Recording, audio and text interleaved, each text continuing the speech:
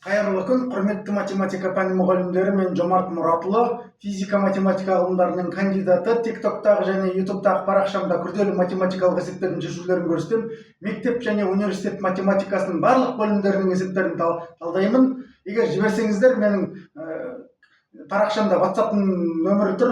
Кез келген есепті шығарып беруге, консультация беруге дайынмын. Ақылы түрде де, ақысыз түрде де әртүрлі нұсқалары бар. Енді мына интегралды сіздерге бүгін шығарып көрсеткім келді. Бұл интегралды бөлшек рационал функциядан интеграл, яғни бұл қарапайым оңай есеп емес, көріп отырсыздар. Міне енді бұл есепті қалай қатесіз дұрыс шығаруға болады, соны мен сіздерге үйретемін. Ең бірінші интегралдамас бұрын интеграл астында тұрған рационал бөлшекті жай бөлшектерге жіктеу керек. Ол үшін не істейміз? Бөлімін көрсеткіштерге жіктейміз да, жай бөлшектерге жіктейміз. Яғни қосымыз. Жай қарапайым бөлшектердің қосындысы ретінде көрсетуіміз керек. Бөлімін жіктесек қалай болады? Қарап.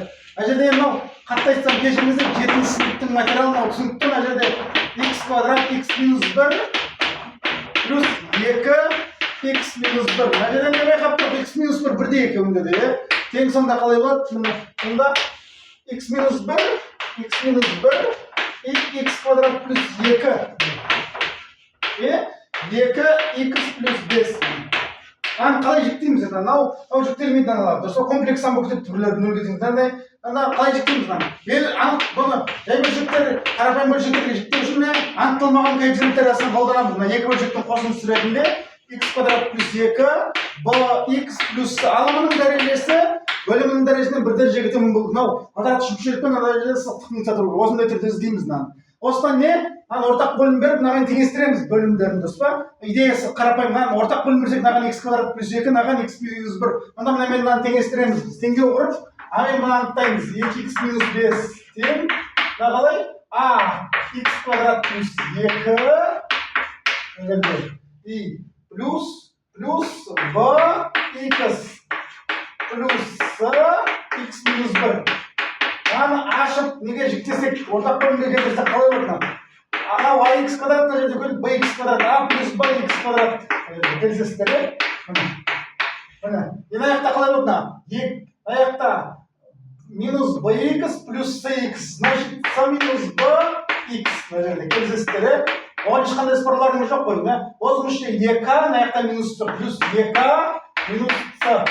Бәрін дұрыс дедік па? Қарайық. Мына жерде 2 минус c дұрыс дер. Дұрыс, мына жерде не істейміз?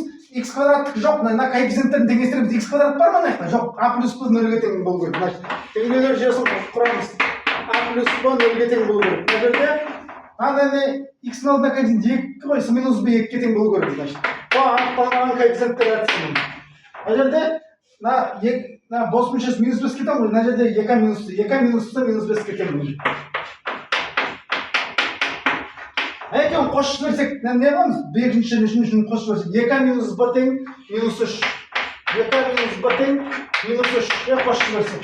Аяқта a тең минус b. Дұрыс па аяқта? Надан шығады a тең минус b келсестер a плюс нөлдіңіз. Значит, аяқта минус 3b. Надан не аламыз біз?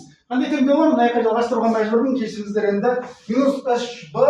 Минус 3b тең минус 3. Бұдан не шығады? Аяққа жалғастыруға мәжбүрмін.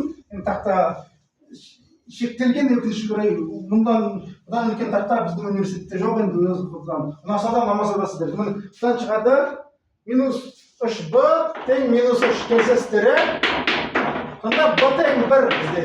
Енді a дереу табылады ғой, минус b ғой a дегеніміз. a тең минус b, значит ол тең минус 1-ге. c неге тең? c тең, нардан өрлетте боламыз. c минус b 2-ге тең, c тең b плюс 2, значит c тең 3.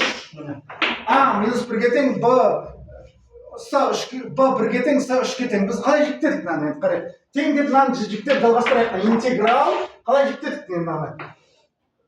x минус 2-ден x минус 1-ден a тұғын келсестер. Значит, a-ның орнына жерде минус 1 тұр ғой. x минус 1-ден 1 минус x минус 1-ден 1. Осылай плюс бөлімінде x квадрат плюс 2 и қайсы? Сонда қандай? И bx плюс c-дің. x плюс 3. x плюс 3. Мына аяқта bx. Жақша? Осылай жіктеледі екен. Мынаны біз анықталмаған коэффициенттер әдісі арқылы таптық, что біз интегралдың астында бөлшек былай жүктеледі екен міне. Енді жеке-жеке бөлеміз интегралдарға, иә? Мүмкін қарапайым функциялар арқылы, элементар функциялар арқылы интегралдаймыз. Мына жеке-жеке бөлеміз, мына минус алдын ашып кетеді біріншіде. Былай ма? Келісесіздер, иә? Мына жақтан бөлеміз жеке-жеке мына. Мында қызық интеграл шығайын деп тұр. Міне енді бәрі таблицалық интегралды білу керек. Таблицалық интеграл білмесе, мұндай студентте, оқушыда, мұғалімде шығарамайды мұндай тең. Минус интеграл dx бөлінген x минус 1. Қалай жүктесек болады? Плюс екінші. Плюс 2-ге бөлсек болады бұнан, x квадрат плюс 2 x dx. Келісесіздер, и плюс интеграл 3-тен x квадрат плюс 2 dx. Мына жерде қарайықпыз. Сұрас шығады, түсінті. X минус 1-дің орнына дифференциал x минус 1-дің дифференциал x-дің дифференциалы неден dx қатайын. Значит, натурал логарифм модуль x минус 1 шығады. Сұрас шығады, минусын алдына қоямыз бұл жерде. Онда қалай болады біздер? Қараңыздар. Біріншісінде минус ln модуль x минус 1 шығады. Сұрас шығады. Мына жерде қарайық. X квадрат плюс 2-ның туындысын алайықшы. 2x дұрыс па? 2-ның дифференциалы значит не болады? 2x dx. Ана жерде бірақ 2 жетпей тұр ғой. 2-ні көбейтіп бөліп жіберсек, мына жерге көбейтіп бөліп жіберсек, ана жерде значит дифференциал на уже не на d, на дифференциал наған кетіп қалады. Дифференциал x квадрат плюс 2. Наны t-ді бөлесек, d-ті бөлінгенде ол турна ұсатын модуль, бірақ 2-ден 1 бар. 2-ден 1 ln модуль бар 10 функция ғой. x квадрат плюс 2. Міне, солай болады міне. Біріктірсек те мынаны қалай не қылсақ болады? 3 алдына шығып кетті. Қандай интеграл бар таблицалық? Нөлге тең болмаса, интеграл dx бөлінген x квадрат плюс